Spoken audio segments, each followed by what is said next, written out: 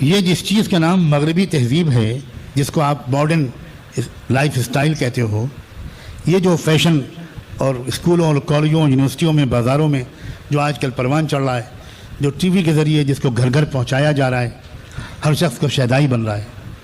اے میرے نوجوان بچوں اور بچیوں، جب تک تم اس شیطانی تہذیب سے نفرت نہیں کرو گے، گھن نہیں کرو گے، اس کے نقصانات سے بچ نہیں سکتے.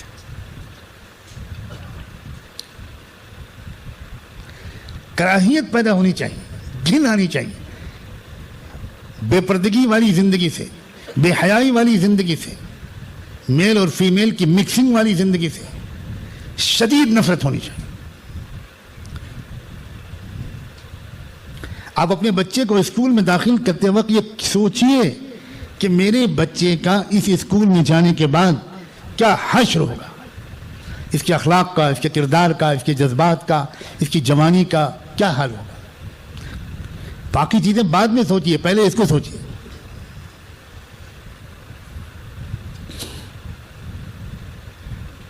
اگر کسی کے ذہن میں کوئی مروبیت، کوئی انفیریٹی کمپلیکس، کوئی احساس کمتری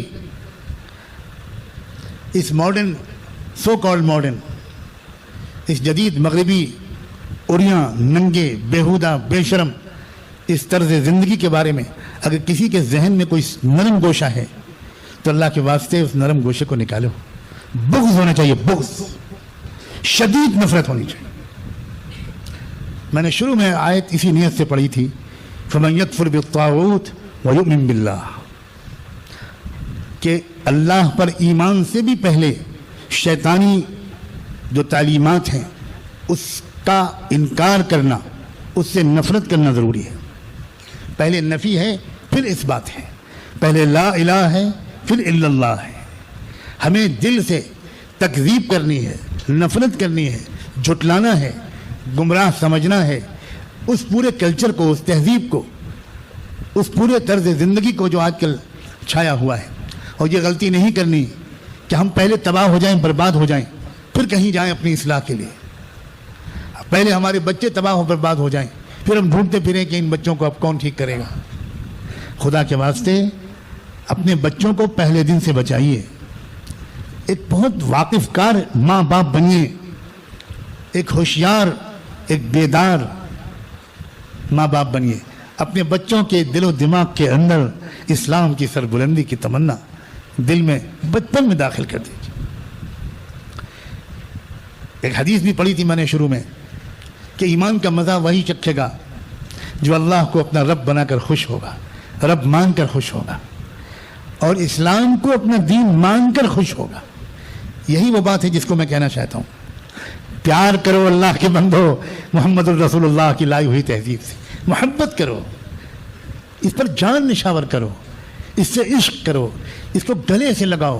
اور اس تہذیب کے سوا جو شیطانی تہذیبیں دنیا میں چل رہی ہیں ان سے نفرت کرو، ان سے اپنے کو بچانے کی ترکیبیں پوچھو، رو رو کر اللہ پاک سے دعائیں مانگو.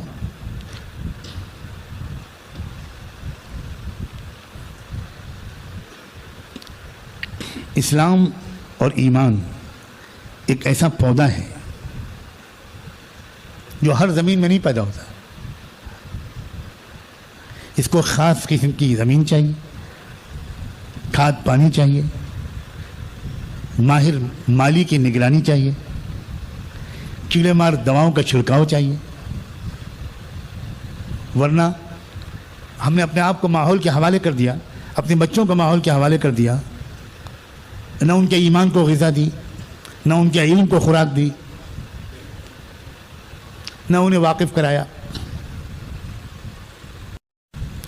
پھر ہم کیسے امید کر سکتے ہیں کہ وہ اس تہذیبی یلغار سے اپنے آپ کو بچا پائیں گے؟ یلغار ہے، یلغار ایک سیلاب ہے، ایک طوفان ہے، ایک حملہ ہے. اور قسم کھا کے کہہ سکتا ہوں اسی کو کہتے ہیں دجال کا فتنہ، اسی کو کہتے ہیں دجال کا فتنہ.